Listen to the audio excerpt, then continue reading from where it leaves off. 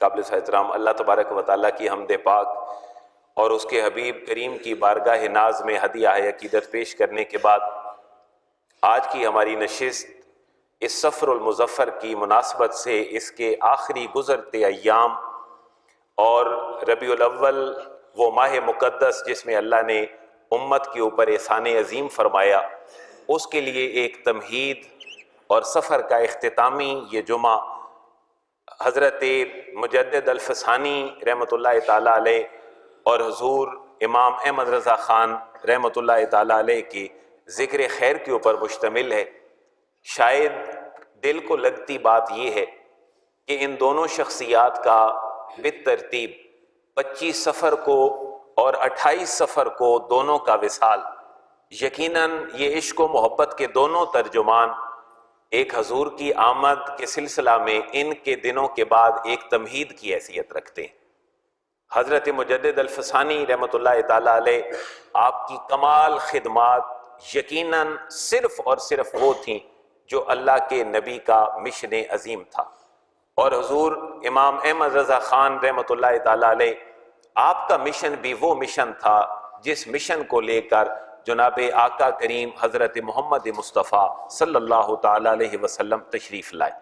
تو ان کے دنوں کے بعد، ان کے زندگیوں کے بعد، ان کے دنیا سے جانے کے ایام کے بعد میرے اور آپ کے لیے یقیناً یہ ایک پیش لفظ کی حیثیت رکھتے ہیں اور بارگاہ رسالت کے کلمے کو تازہ کرنے کے لیے ایک سنگ میل کی حیثیت رکھتے ہیں۔ تاریخی اعتبار سے دیکھیں تو حضرت مجدد الفسانی رحمۃ اللہ تعالیٰ علیہ آپ کا زمانہ ہمیں 1564 عیسوی سے لے کر 1624 عیسوی تک نظر آتا ہے۔ آج 2017 ہم گزار رہے ہیں، تو حضرت مجدد پاک رحمۃ اللہ تعالیٰ علیہ کا زمانہ آج سے سینکڑوں سال پہلے کا زمانہ ہے۔ تو تاریخی اعتبار سے اگر ہم شمسی مہینے دیکھیں تو 26 جون 1564 عیسوی کو حضرت مجدد پاک کی پیدائش ہے اور 1624 میں آپ کا وصال ہے۔ اب یہ تاریخی اعتبار سے وہ ایک تسلسل ہے کہ جب آگے بڑھتا ہے تو اللہ اگلی صدیوں میں جس مجدد کو بھیجتا ہے وہ یقیناً ایک سفیر عشق رسول ہیں، جن کو دنیا فاضل بریلوی اور دنیا امام احمد رضا خان کے نام سے یاد کرتی ہے۔ آپ کا جو تاریخی تسلسل ہے 1857 میں 1857 میں آپ کی پیدائش ہے اور 1921 میں آپ کا وصال ہے۔ اللہ کے حبیب کا فرمان ہے کہ ہر صدی کے بعد اللہ ایک ایسے بندے کو بھیجتا ہے جو دین کی کچھ چیزوں کے اوپر جب پردہ پڑ چکا ہوتا ہے اور لوگ اس کے ساتھ تعلق میں مرجھا چکے ہوتے ہیں تو وہ لوگوں کے اندر ایک نئی تڑپ پیدا کرتا ہے۔ تو اللہ ہر صدی میں اپنے نیک لوگوں کو بھیجتا رہتا ہے، اور صحابہ کرام سے دیکھیں تو آج تک یہ پیغام دوبالا ہوتا رہا۔ ہمارے قریب ترین اسی سفر کی مناسبت سے 25 سفر کو امام احمد رضا خان رحمۃ اللہ تعالیٰ علیہ کا دن ہے اور 28 سفر کو حضرت مجدد الفسانی رحمۃ اللہ تعالیٰ علیہ کا دن ہے۔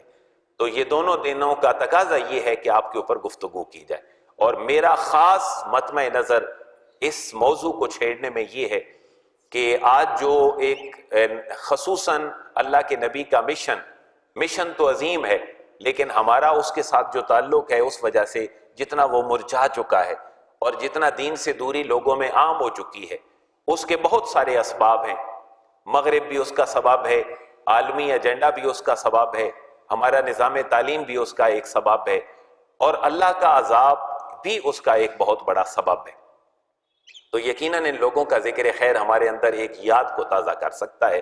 چیدہ میں دونوں شخصیات کے حوالے سے چند چیزیں آپ کے گوش گزار کروں گا کہ حضرت مجدد الفسانی کا زمانہ وہ زمانہ تھا جب اکبر اپنے دین اکبری کا جھنڈا لہرا رہا تھا، اور اللہ کی ذات کو چھوڑ کر اپنے سامنے سجدہ کروانا اس کا مطمع نظر تھا، جس کو وہ نام دین الہی کا دیتا تھا، جس میں مختلف مذاہب کے ساتھ تعلق اس کا اس لیول پہ تھا کہ اپنے حلال و حرام کے تصور کو بھی بھول چکا تھا۔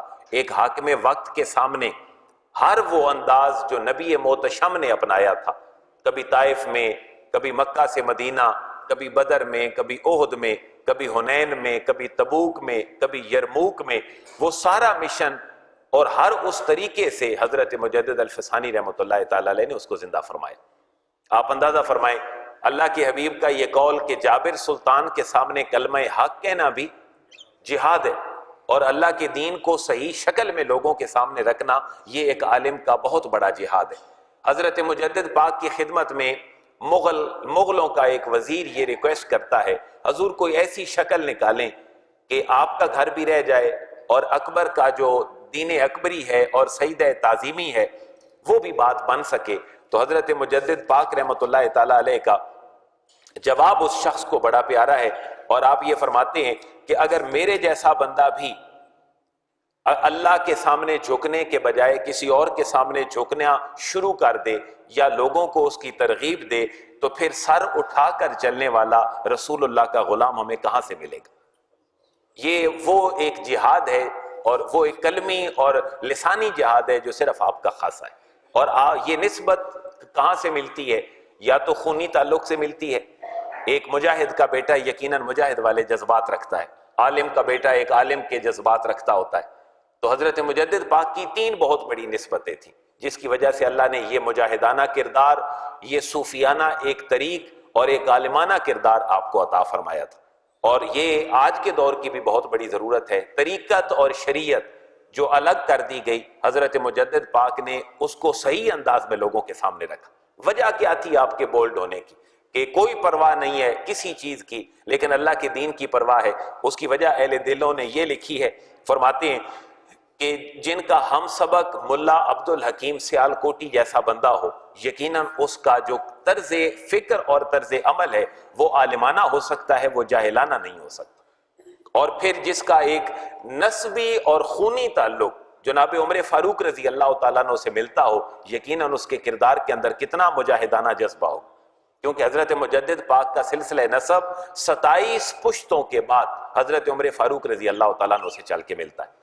اور پھر آپ کی شخصیت کے اندر جو تصوف ہے، آپ کے والد محترم بیت تھے حضرت شیخ عبد القدوس گنگوہی رحمۃ اللہ تعالی علیہ سے، اور وہ پورا ایک سلسلہ ایک تصوف کا حضرت مجدد پاک کو اپنے عالمانہ کردار، اپنی صوفیانہ طرز تحریر اور طرز گفتگو اور مجاہدانہ کردار پہ ہر لمحے اکساتا رہا۔ اور آپ کو اگر اکبر نے جیل کے اندر بھیج دیا تو آپ نے وہاں پر بھی اپنے مریدین کی اصلاح کا سلسلہ منقطع نہیں کیا، آپ خطوط لکھتے رہے۔ آپ کے خطوط عموماً 3 نسبتوں سے تقسیم ہیں۔ آپ کے کچھ خطوط ایسے ہیں کہ جن کی تعداد آپ نے 99 رکھی ہے، جن کی نسبت سے آپ فرماتے ہیں کہ یہ اللہ کے صفاتی نام ہے، میں اس نسبت سے اپنے مریدین کی اصلاح کے لیے جو خطوط لکھ رہا ہوں، میں ان کی کمپائلیشن اور ترتیب میں ان کو 99 تک محدود کرتا ہوں۔ اور کچھ آپ کے خطوط وہ تھے کہ جن کو آپ نے اپنے مریدین کی اصلاح کے لیے جیل سے لکھا، ان کی تعداد 114 رکھی۔ یہ کس کی مناسبت تھی؟ قرآن مجید کی 114 سورتوں کی مناسبت تھی۔ اور کچھ پھر خطوط وہ تھے کہ جن کی تعداد 313 رکھی۔ تو 313 کی مناسبت کیا تھی؟ شرکائے بدر کی تعداد تھی جو اسلام اور کفر کا پہلا مارکا تھا۔ تو یہ بڑا تعلق سمجھنے والا ہے کہ صوفی اور عالم کا کردار کبھی قرآن و سنت کی نسبت کے بغیر لوگوں کی اصلاح نہیں کر سکتا۔ 99 نام اللہ کے ساتھ تعلق ہے، اور پھر 114 نام یہ کس کے ساتھ تعلق ہے؟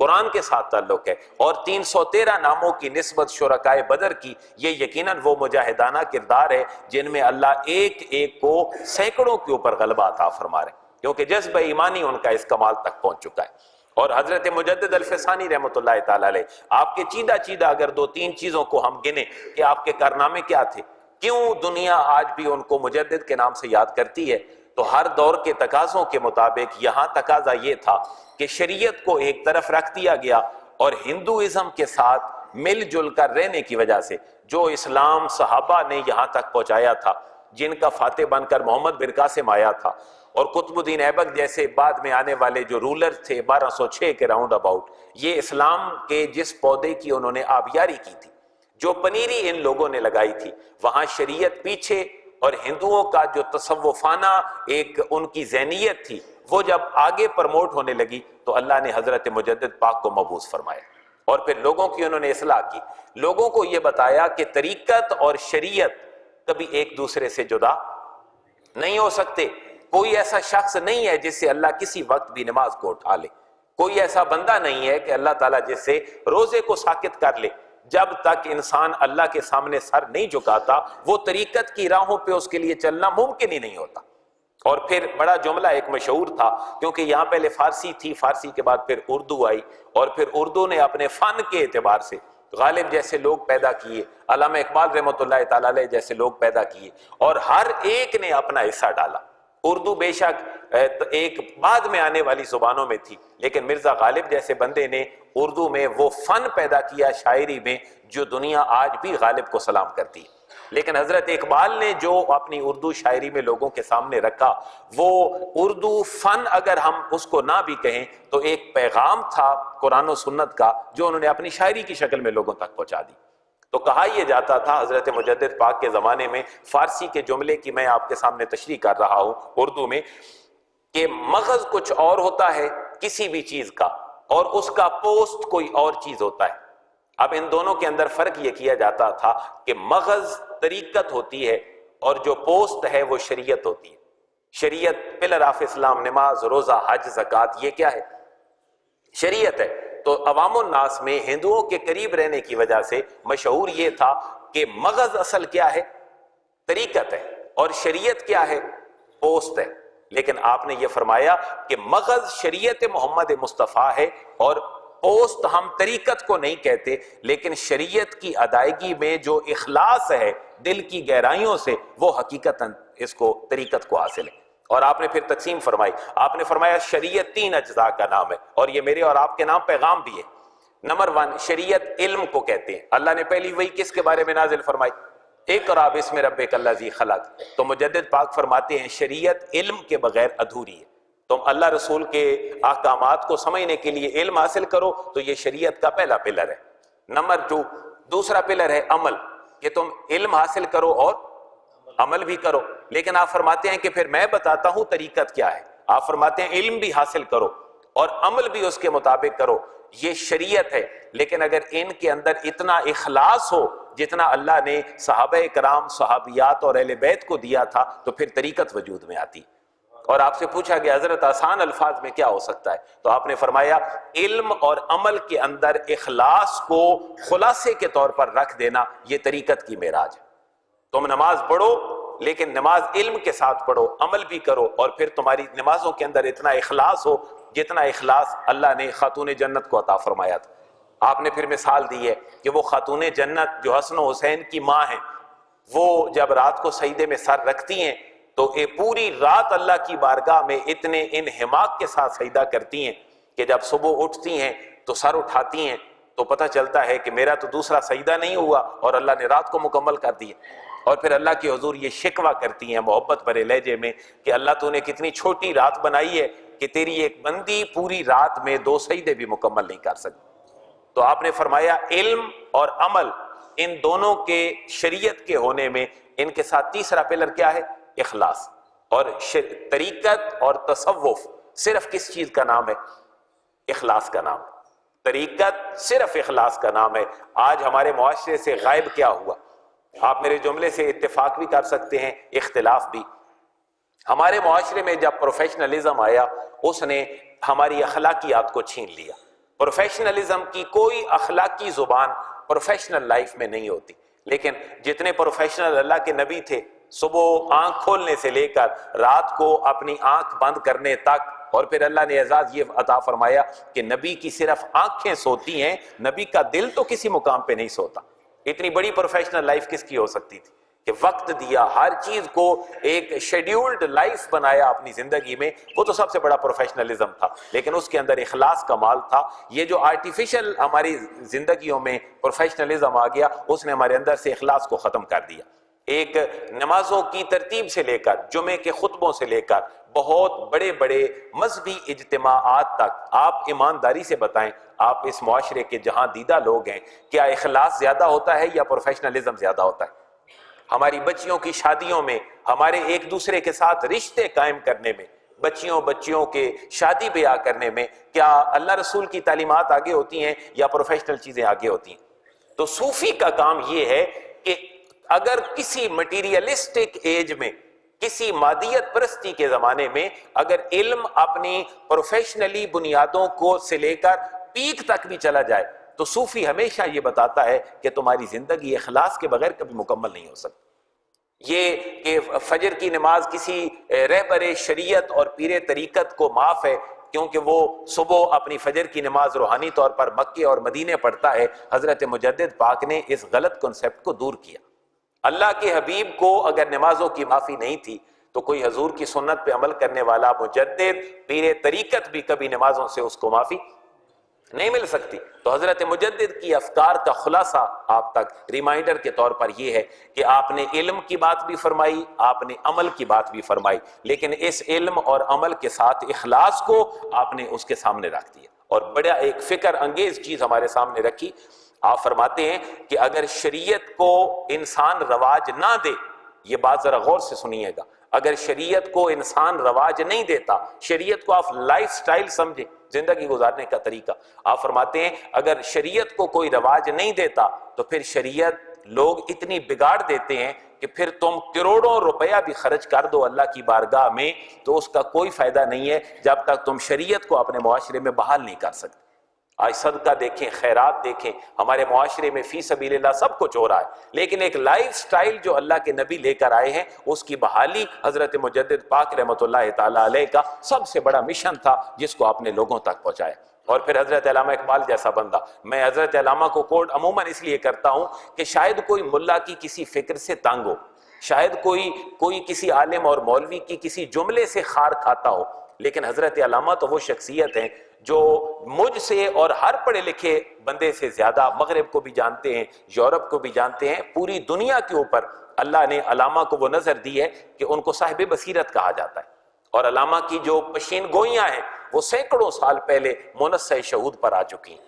میں اب اس کی طرف نہیں آتا، افغانستان میں آپ کی پریڈکشن کیا تھی اور آج افغانستان کے حال، امریکہ اور روس اور آج تک سپر پاور کیا کرتی آئی ہیں، لیکن حضرت علامہ اقبال نے بھی کسب فیض حضرت مجدد الفسانی رحمۃ اللہ تعالی علیہ کے مزار پر انوار سے کیا۔ اور آپ جب یورپ جانے لگتے ہیں تو آپ سب سے آخر میں، لوگ تو ملتے ہیں اپنی ماؤں بہنوں رشتہ داروں سے، لیکن حضرت علامہ اقبال رحمۃ اللہ تعالی علیہ اپنے 1905 میں یورپ جانے سے پہلے سب سے آخر میں حضرت خواجہ نظام الدین اولیاء رحمۃ اللہ تعالی علیہ کے مزار پر انوار پہ حاضری دیتے ہیں اور وہاں سلام عرض کرتے ہیں، اور اس کے بعد پھر وہاں جاتے ہیں، وہاں جا کر پھر اسی لیے تو واپسی پہ پہلا جملہ کیا کہتے ہیں کہ خیرہ نہ کر سکا مجھے جلوے دانش فرنگ، کہ فرنگی اور انگریز کی جو دانش اور عقل تھی، بظاہر جس انٹلیکچوئلزم پہ یورپ پہنچ چکا تھا، مجھے وہ حیران نہیں کر سکا۔ اس کی وجہ کیا ہے کہ سرما ہے میری آنکھ کا خاک مدینہ و نجف، کہ مجھے اگر کوئی نسبت ہے تو ذات رسالت مآب سے ہے، اور میرا اگر کوئی تعلق ہے تو وہ آنا مدینۃ العلم وعلی بابھا، جناب علی المرتضیٰ رحمۃ اللہ رضی اللہ تعالیٰ عنہ کے ساتھ ہے۔ تو یہ بہت بڑا میسج ہے میرے اور آپ کے لیے کہ ہمارے آئیڈیل، ہمارے رہبر آرنلڈ جیسا بندہ، فارسی کا پروفیسر، پی ایچ ڈی، وہ علامہ کا استاد ہے، لیکن علامہ اس کی فکر سے متاثر تو نہیں ہوں۔ اور علامہ، اب میں نے پہلے عرض کیا تھا، علامہ آج ہمارا موضوع نہیں ہے کہ معاشیات پہ اگر کسی نے قلم اٹھایا ہے حضرت علامہ اقبال جیسی شخصیت نے، تو تصوف، دین، ہر چیز پہ بعد میں اٹھایا ہے، لیکن کیپیٹلزم اور سوشلزم کے خلاف اگر سب سے پہلی کتاب لکھی ہے اپنے دل کے اندر سے ایک اخلاص کے ساتھ، تو وہ حضرت علامہ نے اپنی کتاب الاقتصاد کے نام سے لکھی۔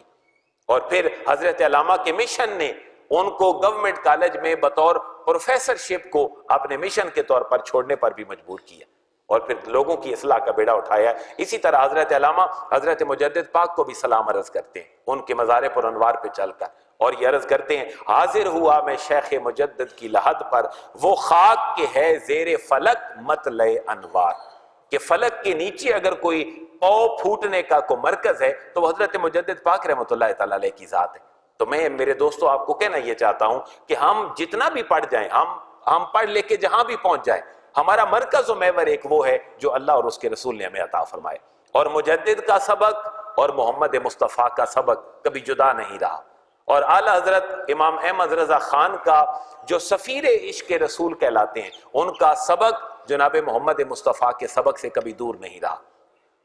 اور لوگ پیمانے طے کرتے ہیں، لیکن امام احمد رضا خان رحمۃ اللہ تعالیٰ علیہ کے عشق و محبت کا، کسی کے عشق و محبت کا کوئی پیمانہ نہیں ہوتا، تو اعلیٰ حضرت کے عشق و محبت کا پیمانہ ہم دنیا سے کہاں سے لائیں گے جہاں سے وہ عشق کی بات کو ناپیں اور ماپیں گے۔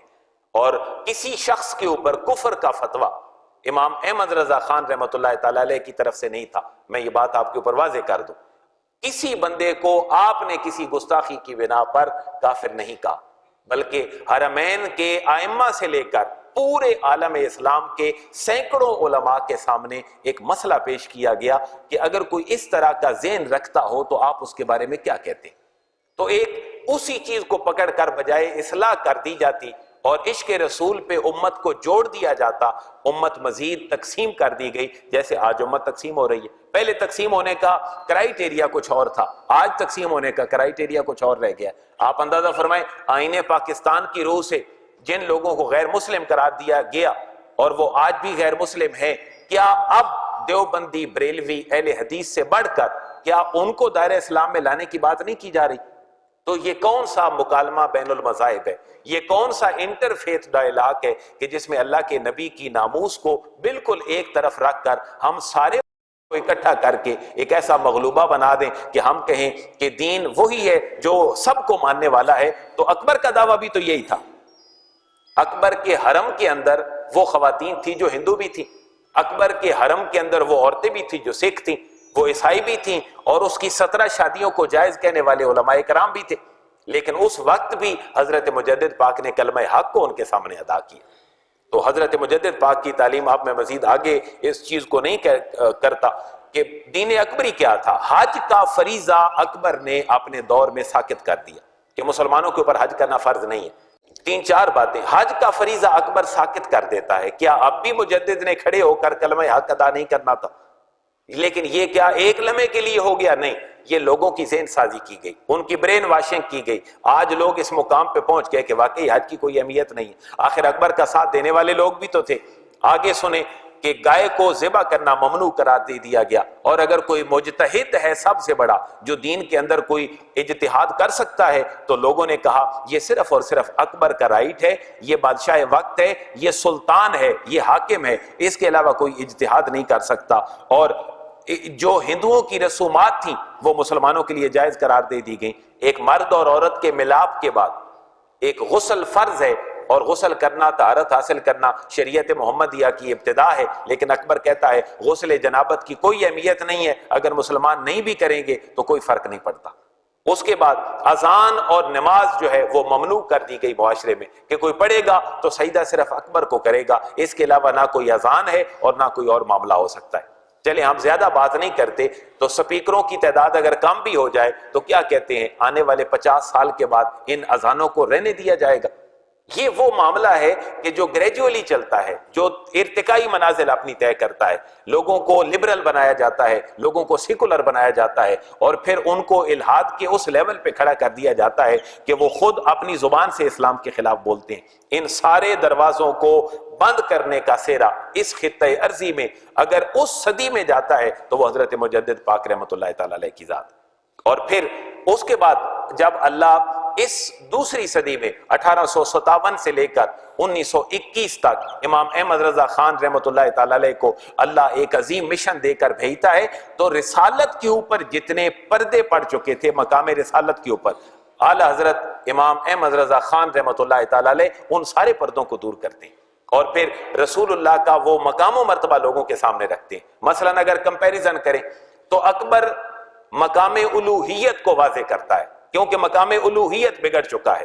وہ اگر درخت بھی ہے تو وہ بھی تمہارا خدا بن سکتا ہے. یہ جب الہ کے اندر کوئی ڈسپیوٹڈ معاملہ تھا تو اللہ نے ان کو بھیج دیا. جب مقام رسالت کے اوپر کسی نے کوئی قلم اٹھایا اور حضور کے مقام کو باؤنڈ کرنے کی کوشش کی تو پھر اللہ نے امام احمد رضا خان رحمۃ اللہ تعالی علیہ جیسا بندہ بھیج دیا.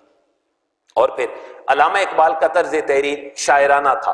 علامہ نے بڑا کمال میسج پہنچایا اور وہ بھی مقام رسالت ہی ہے. آپ ذرا اندازہ کر سکتے ہیں کہ لوح بھی تو، قلم بھی تو، تیرا وجود الکتاب. اس سے بڑی اللہ کے نبی کی نعت اور کوئی کہہ سکتا ہے کہ شوق تیرا اگر نہ ہو میری نماز کا امام، شوق تیرا اگر نہ ہو میری نماز کا امام، میرا قیام بھی حجاب، میرا سجود بھی حجاب. میرا قیام بھی کوئی اہمیت نہیں رکھتا اور میرا سجدہ بھی کوئی اہمیت نہیں رکھتا. اور یہی بات پھر اعلی حضرت عظیم البرکت رحمۃ اللہ تعالی علیہ نے بھی فرمائی.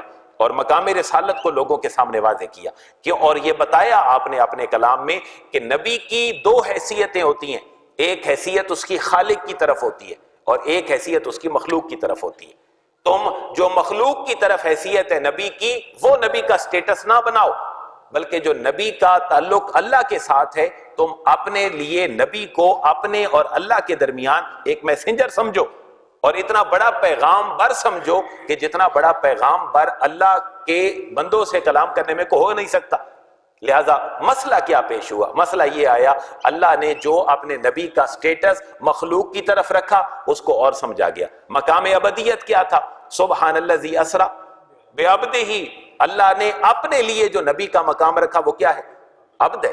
لیکن جب لوگوں کی طرف آپ نے نبی کو متوجہ کرنے کا حکم دیا تو پھر فرمایا کہ وَرَسُولُهُ اشہد ان محمدًا عبدہ ورسولہ۔ یہ کلمہ شہادت میں ہم دو جملے کیوں پڑھتے ہیں؟ اللہ فرما رہا ہے میرے حبیب تیرا پہلا تعلق میرے ساتھ ہے اور وہ تعلق ہے سبمشن والا، کہ آپ نے سبمٹ کر دیا، اپنا سر میری بارگاہ میں جھکا دیا۔ آپ سے بڑھ کر تو کوئی مقام عبودیت پہ فائز نہیں، لیکن کائنات والو یہ میرے نبی کا میرے ساتھ تعلق ہے، تم اس کو اپنے اندر نہ گھسیڑو، بلکہ تمہارے لیے میرے نبی کا سٹیٹس عبدہ نہیں ہے بلکہ ورسولہ ہے۔ اور جب معاشرے میں یہ فضا پھیلی کہ وہ تو عبد ہیں اور وہ تو بندے ہیں اور بندے بھی ایسے ہیں جیسے میں اور آپ ہیں، تو کوئی فرق نہیں ہو سکتا، وہ ہمارے بڑے بھائی کی طرح ہیں، تو پھر جب یہ باتیں ہوئیں تو پھر اعلی حضرت عظیم البرکت رحمۃ اللہ تعالی علیہ کا قلم اٹھا، میں نے اس کے چند شعر پڑھے ہیں۔ سب سے اعلیٰ و اعلیٰ ہمارا نبی، سب سے بالا و والا ہمارا نبی۔ پھر یہ رد کر دیا گیا اور لوگوں کو سمجھایا گیا کہ عبدہ کا سٹیٹس محمد عربی کا اپنے لیے نہ سمجھو، بلکہ عبدہ کا سٹیٹس نبی کی اس توجہ کے لیے ہے جو وہ توجہ مخلوق کی طرف نہیں بلکہ خالق کی طرف کرتا ہے، کیونکہ خالق کے آگے تو سارے ہی عبد ہیں، لیکن وہ عبد بھی تو برابر نہیں ہے۔ ایک کلاس میں میڈیکل میں آنے والا بچہ کوئی ہر ایک برابر کے نمبر لے کر نہیں آتا، وہ بحیثیت طالب علم سارے برابر ہوتے ہیں، لیکن جب وہ اپنے کیٹیگرائزیشن میں آتے ہیں تو کبھی 97 پلس والا کبھی 60 پلس کے برابر تو نہیں بیٹھ سکتا، اس کا ایک اپنا مقام و مرتبہ ہے۔ اور پھر اللہ نے فرمایا تلک الرسل فضلنا بعضهم، میں تو رسولوں کو رسولوں پر فضیلت دے دیتا ہوں، کسی کو اپنی صرف تجلی دکھاتا ہوں کوہ طور پہ اور کسی کو معراج پہ اپنے پاس بلا لیتا ہوں، بغیر حجاب کے اس کے ساتھ گفتگو کر سکتا ہوں۔ تو اعلی حضرت عظیم البرکت نے مقام رسالت لوگوں کے سامنے رکھا۔ میں جب اعلی حضرت کا کلام آپ کے سامنے جمعے کی تیاری کے لیے پڑھ رہا تھا تو میں نے آپ کے پورے کلام میں سے یہ دو جملے نکالے جو مجھے خلاصہ نظر آیا ہے امام احمد رضا خان رحمۃ اللہ تعالی علیہ کے کلام میں، کہ انہوں نے مقام رسالت کو لوگوں کے سامنے واضح کیا۔ مقام ابدیت اور ہے اور مقام رسالت اور ہے۔ جب لوگوں نے مقام ابدیت جو رسول کا تعلق کس کے ساتھ تھا؟ خالق کے ساتھ تھا، جب اس کو اپنے اوپر اپلائی کرنا شروع کیا ہے تو امام احمد رضا خان نے لوگوں کے سامنے یہ پردہ فاش کر دیا اور بتا دیا کہ عبد وہ اللہ کے ہیں، وہ تمہارے لیے عبد اور بھائی اور بندے نہیں ہیں، وہ تمہارے لیے رسول ہیں۔ اور رسول وہ ہوتا ہے کہ جو تمہارے جیسا نہیں ہوتا، اس کے اوپر تو وہی بھی آتی ہے، کیا تمہارے اوپر بھی وہی آتی ہے؟ اس کے اوپر تو قرآن بھی نازل ہوتا ہے، کیا کسی اور کے اوپر بھی قرآن نازل ہوتا ہے؟ وہ تو مسجد حرام سے مسجد اقصیٰ جاتا ہے، مسجد اقصیٰ سے سدرۃ المنتہا جاتا ہے، سدرۃ المنتہا سے وہ لامکان تک جاتا ہے، کیا میں اور آپ بھی جا سکتے ہیں؟ تو اعلی حضرت نے مقام رسالت اور مقام ابدیت کو لوگوں کے سامنے رکھا اور پھر کمال انداز میں یہ بات فرمائی کہ سرور کہوں کہ مالک و مولا کہوں تجھے، سرور کہوں کہ مالک و مولا کہوں تجھے، باغ خلیل کا گل زیبا کہوں تجھے۔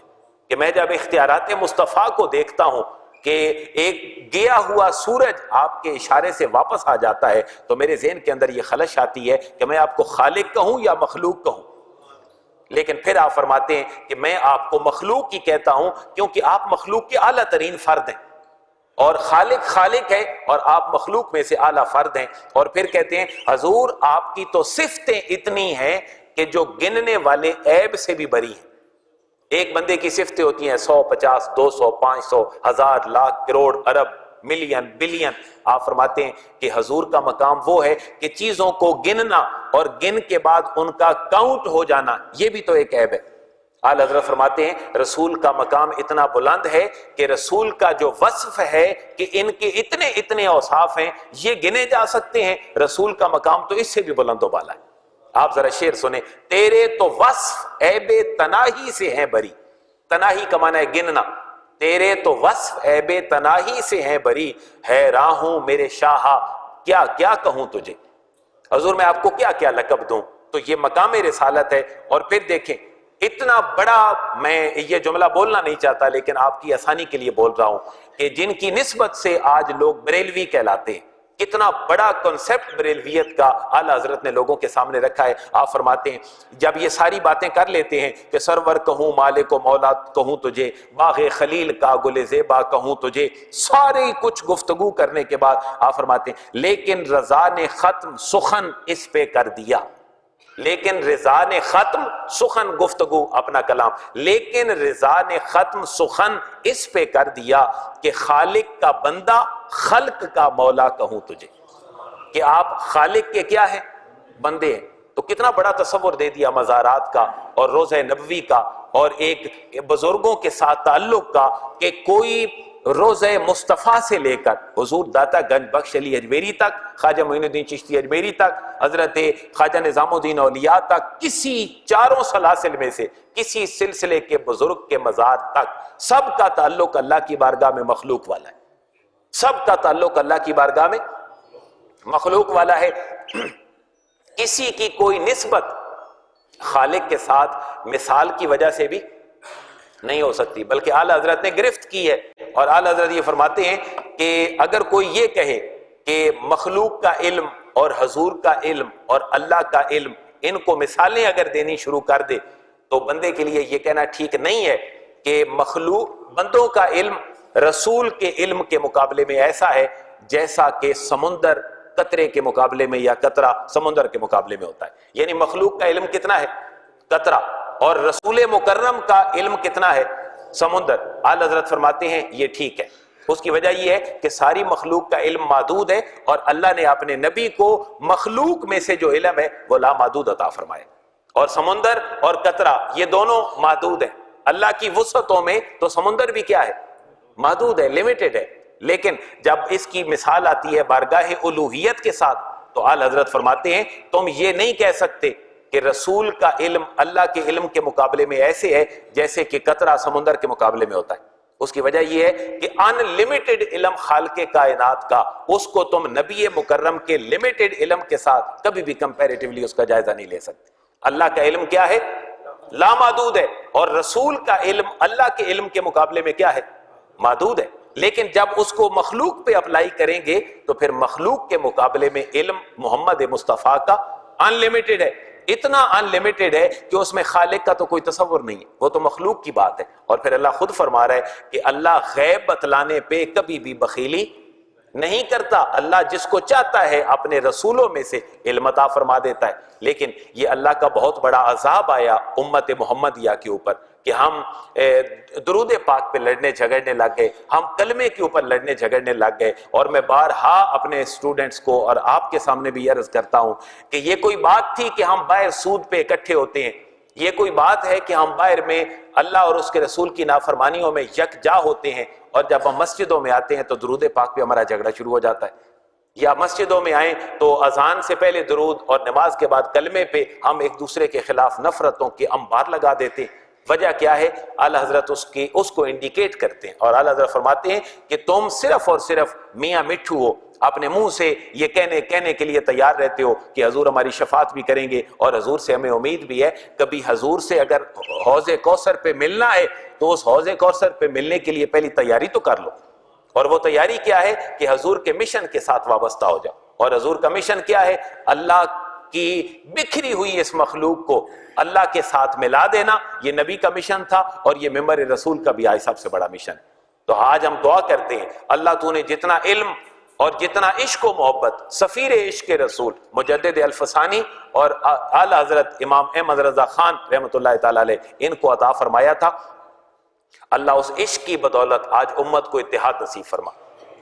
اور یہ بھی ہم دعا کرتے ہیں اللہ اس امت کو سود کے خلاف لڑنے کی توفیق عطا فرما، اس امت کو بے حیائی، برائی اور معاشرے کی سیاسی منافقت اور عالمی ایجنڈا جس پہ آج ہمارے بکے ہوئے لوگ ایک پرچم کے نیچے جمع ہو چکے ہیں، اللہ ہمیں بحیثیت مسلمان بریلوی دیوبندی اہل حدیث ہو کر ان کے خلاف ڈٹ جانے کی توفیق عطا فرما۔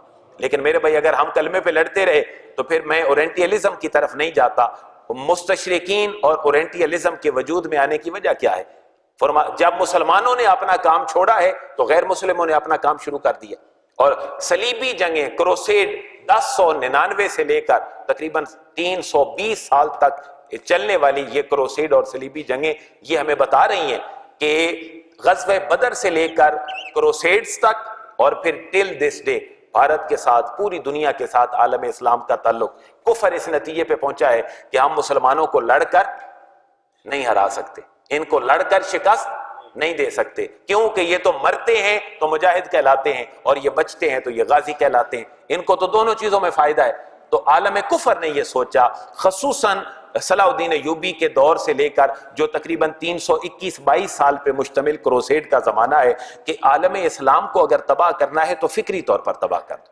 اور وہ فکری طور پر تباہی کیا ہوئی کہ ہمارے اندر اسلام کے بارے میں شکوک و شبہات پیدا کر دیے گئے، یہ قرآن ٹھیک نہیں ہے، یہ مقام رسالت ٹھیک نہیں ہے، تم غلط سمجھتے ہو، تم ٹھیک سمجھتے ہو، لا الہ الا اللہ محمد رسول اللہ ٹھیک نہیں ہے، علی ولی اللہ بھی ساتھ ایڈ کرو، اور تم صحابہ کی طرف آتے ہو تو یہ کیا کر رہے ہیں؟ وہ چلتے چلتے جب ہم نیچے آتے ہیں تو آج ہم ڈیوائیڈ اینڈ رول پہ کہاں تقسیم ہو چکے۔